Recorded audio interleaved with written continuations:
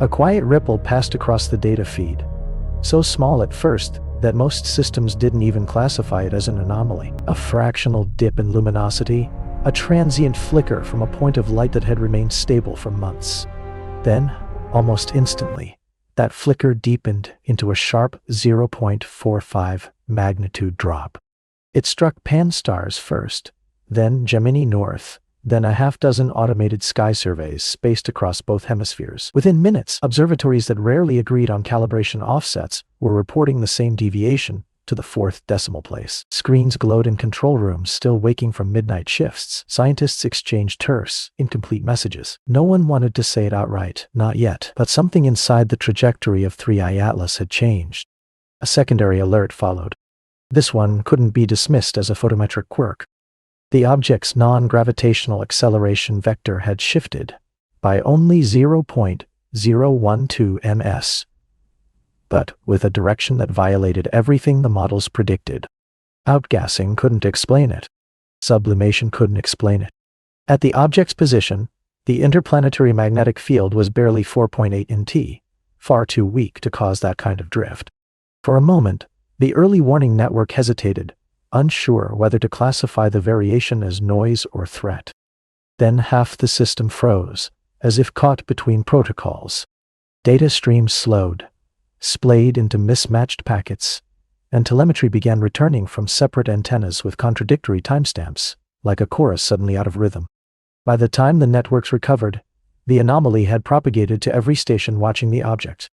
No sensor failed outright, yet each one returned a slightly altered version of the same story. Something near 3I Atlas was rewriting its signature. Something subtle. Something precise. And as the light curve continued its slow collapse into uncertainty, astronomers found themselves staring at numbers that no longer obeyed their own equations. For months leading up to this moment, the object's journey had seemed almost predictable. It had entered the catalogs quietly in mid-2025, flagged by an automated match against Gaia starfield references. At first, its arc was rough, uncertain by several tenths of an astronomical unit, but within days, follow-up observations tightened the estimate to a corridor of 0.2, 0.30 precision. The inbound velocity, about 38 km/s, fit comfortably inside the known distribution of interstellar drifters. Even its hyperbolic eccentricity, measured at E113, wasn't alarming, just enough to confirm an origin beyond the sun's grasp, yet not so extreme as to defy classification. The confidence grew. JPL Horizons generated ephemerides that aligned with European and Japanese models to within fractions of an arcsecond. As the weeks passed, refinements stacked neatly on top of one another, forming a coherent narrative of an object falling inward on a trajectory that brushed the inner solar system, but threatened nothing directly. By early autumn, mission planners trusted the predicted path so completely that new observatories queued their December priorities around it. The corridor seemed stable. The uncertainties seemed tame. Yet even then, small inconsistencies crept in. Not enough to alarm anyone, just enough to linger in back-of-mind discussion. A positional drift of 0.04 arcseconds here. A faint overcorrection in radar echo timing there. Nothing that broke the models, until the luminosity dip and the sudden silence that laced itself through the telemetry stream. Across the world, telescopes opened like eyes adjusting to dawn. Hubble's WFC-3 focused first, locking onto the object with a UV resolution of 0.04 arcseconds. Its images revealed a nucleus wrapped in a thin, asymmetric haze, too symmetrical to be debris, yet too uneven to be normal outgassing. GWSTSTs, NIRCam followed at wavelengths from 2 to 5 microns, resolving temperature gradients across the surface that shifted from night to night with no obvious rotational symmetry. The VLT's Force-2 instrument took spectropolarimetric readings that hinted at micron-scale dust grains, some aligned against expected polarization angles. Pan-STARRS, operating in high-cadence mode, tracked the brightness variations down to millisecond precision. Amateur astronomers contributed calibrated tri-filter composite images and stacked FITS data that matched professional results with surprising fidelity. Meanwhile, Gaia Star 4 starfields provided micro-arcsecond astrometry that turned every observation into a precisely anchored coordinate in the celestial grid. Each dataset offered a new perspective on the object. Each dataset agreed on one troubling truth. The coma was brightening, but not consistently. The strangest feature appeared at 388 nm, a faint spike in CN emission. Comets show this, but only in certain ratios to other volatiles. Here, the balance was off by a measurable margin. Not wrong, but out of place.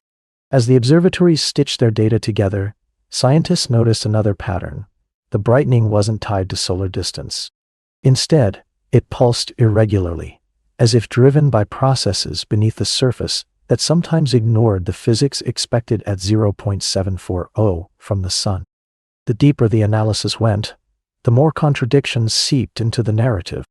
By all thermodynamic logic, an interstellar object at this distance should behave in broadly predictable ways. Volatile ices like Ko begin sublimating near 25 K, far from the inner system, while water ice takes over at around 170 K, conditions easily met near 0.8 ice. Yet the spectroscopic data told a different story. O production, normally a hallmark of active water ice sublimation, registered weakly.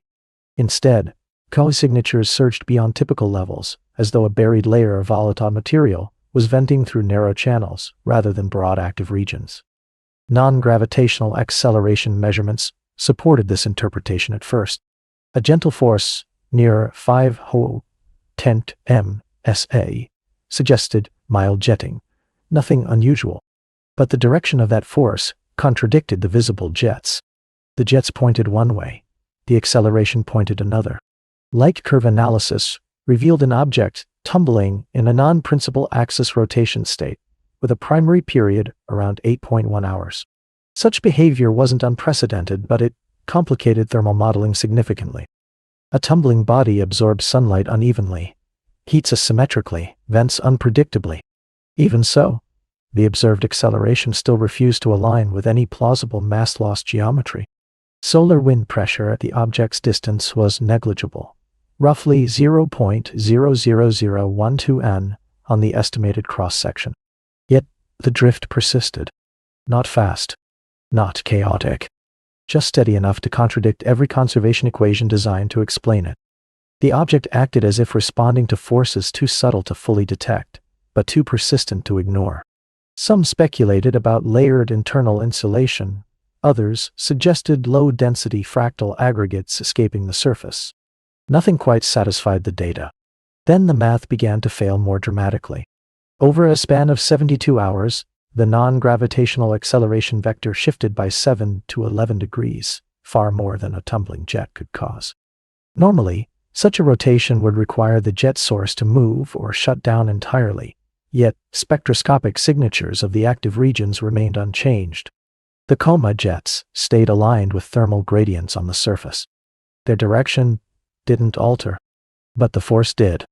At the same time, an ephemeral secondary tail appeared in GWS mid-infrared imaging. It pointed not away from the sun, as both radiation pressure and sublimation would dictate, but toward it. It lasted only a few hours, then faded. Some thought it an artifact. Others suspected a transient dust structure or heterogeneous grain population. Yet no one could fully reconcile the orientation with known particle dynamics. Trajectory residuals offered another warning.